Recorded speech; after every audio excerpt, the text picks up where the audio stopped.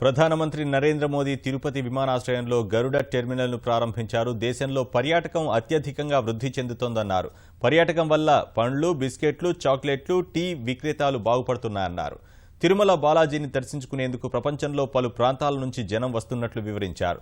ఈ సందర్భంగా తిరుపతి విమానాశ్రయంలో ఫోటో గ్యాలరీని ప్రధాని సందర్శించారు. आज दुनिया में सबसे ज्यादा अगर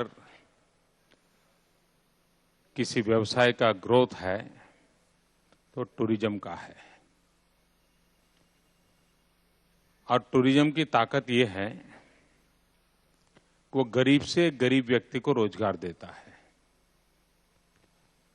कम से कम पूंजी निवेश से काम किया जा सकता है। टूरिज्म के कारण फल बेचने वाला कमाता है, फूल बेचने वाला कमाता है, बिस्किट बेचने वाला कमाता है, चॉकलेट बेचने वाला कमाता है, चाय बेचने वाला भी कमाता है। गरीब से गरीब के लिए रोजगार की संभावनाएं टूरिज्म में है।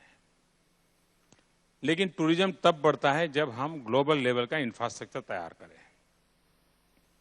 आज ये हवाई अड्डा, तिरुपति में बहुत लोग आते हैं, बालाजी के दर्शन के लिए बहुत आते हैं, लेकिन जितनी फ्रीक्वेंसी बढ़ेगी, जितना ट्रैफिक बढ़ेगा, टूरिज्म बढ़ेगा।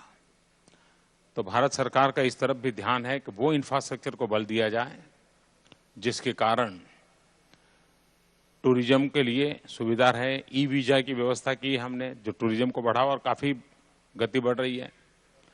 जितने ऐसे टूरिस्ट डेस्टिनेशन हैं वहां वाईफाई दे रहे हैं ताकि जो बाहर से लोग आए उनको सुविधा रहे। एयरलाइंस की सेवाएं उपलब्ध हों उनको, और पब्लिक प्राइवेट पार्टनरशिप मॉडल पे होटल एकोमोडेशंस की व्यवस्थाएं ज्यादा अधिक बढ़े। ऐसे अनेक पहलुओं पर एक साथ काम कर रहे हैं। आज बालाजी की पवित्र धरती, ऐसा आंध्र प्रदेश अमरावती में